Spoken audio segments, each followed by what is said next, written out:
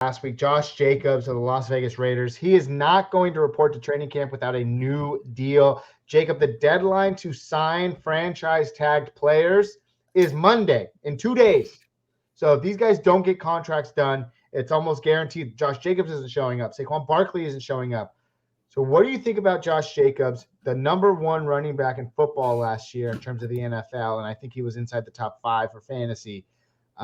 We obviously already know that it's very hard to replicate on a fantasy level what he did last year because it's just not common. I think the only person that was able to do it was Le'Veon Bell. But so he's already sliding a little bit because of that, because of what history says. But now if he's prepared to hold out, what are you doing, man? You passing on Josh Jacobs if he stays in the first round, misses the first 2 weeks of the season? Is he going in the first round right now? I would assume so. Yeah, I mean, let's see here. I mean, it just depends, right? Yeah, I mean, they have him as like top 11. So yeah, they do. Yeah, and then like Raider fans are definitely taking him over Tony Pollard. So like I think dude, I really like Josh Jacobs. And Josh Jacobs, he taught me a very valuable lesson last year. And he changed my the way I'm going to operate as a fantasy pundit. I don't know what we want to call ourselves. Not time for big words, when the Raiders traded for Devontae Adams, my immediate thought was Josh Jacobs is going to ball out. That was my immediate thought. I went back and looked at my rankings. I think I had him at RB 18, which was higher than consensus.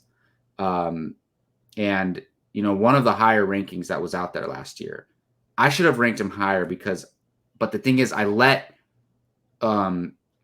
ECR, expert consensus ranking, dictate what I did.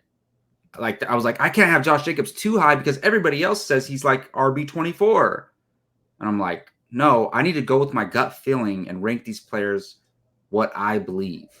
And believe in yourself. Josh Jacobs taught me that lesson last year. So now I'm going to start going more with my gut feelings on these type of situations. But I really like Josh Jacobs. The thing is for me is like, I think Saquon's going to be drafted ahead of him. So like I avoid it. If this contract situation's not resolved, I'm probably still going to stay away, but I'm really hoping that this gets worked out because is it terrible to say I'm excited for Raider games? Ugh, it's not terrible to say. Keep on saying it, baby. Keep on saying it. I need to just upload. No.